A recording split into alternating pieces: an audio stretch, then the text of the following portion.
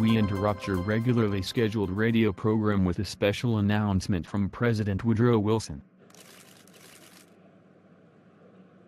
On the 3rd of February last, I officially laid before you the extraordinary announcement of the Imperial German government that on and after the first day of February, it was its purpose to put aside all restraints of law, or of humanity, and use its submarines to sink every vessel that sought to approach either the ports of Great Britain and Ireland or the western coasts of Europe or any of the ports controlled by the enemies of Germany within the Mediterranean. That had seemed to be the object of the German submarine warfare earlier in the war, but since April of last year, the imperial government had somewhat restrained the commanders of its undersea craft, in conformity with its promise, then given to us that passenger boats should not be sunk and that due warning would be given to all other vessels which its submarines might seek to destroy. When no resistance was offered or escape attempted, and care taken that their crews were given at least a fair chance to save their lives in their open boats, the present German submarine warfare against commerce is a warfare against mankind. It is a war against all nations. American ships have been sunk, American lives taken, in ways which it has stirred us very deeply to learn of, but the ships and people of other neutral and friendly nations have been sunk and overwhelmed in the waters in the same way. There has been no discrimination.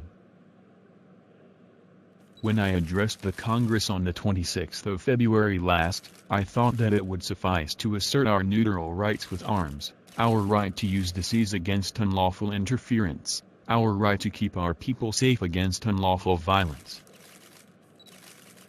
But armed neutrality, it now appears, is impracticable, because submarines are in effect outlaws when used as the German submarines have been used, against merchant shipping. It is impossible to defend ships against their attacks, as the law of nations has assumed that merchantmen would defend themselves against privateers or cruisers, visible craft giving chase upon the open sea.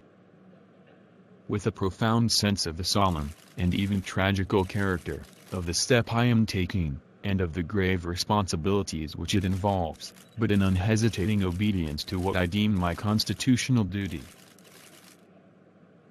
I advise that the Congress declare the recent course of the Imperial German government to be in fact nothing less than war against the government and people of the United States. That it formally accept the status of belligerent, which has thus been thrust upon it, and that it take immediate steps not only to put the country in a more thorough state of defense, but also to exert all its power and employ all its resources to bring the government of the German Empire to terms and end the war.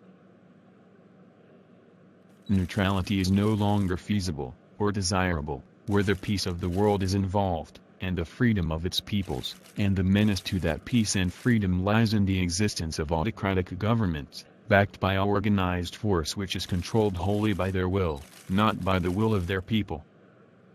We have seen the last of neutrality in such circumstances. We have no quarrel with the German people. We have no feeling towards them but one of sympathy and friendship. It was not upon their impulse that their government acted in entering this war.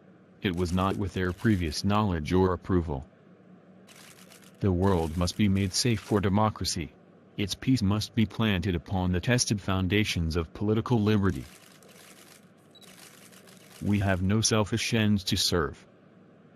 We desire no conquest, no dominion.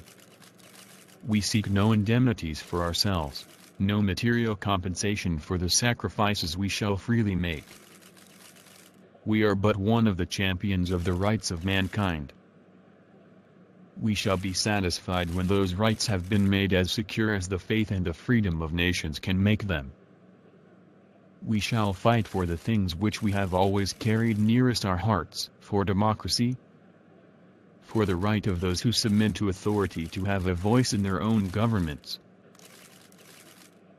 for the rights and liberties of small nations, for a universal dominion, of right by such a concert, of free peoples as shall bring peace and safety to all nations and make the world itself at last free.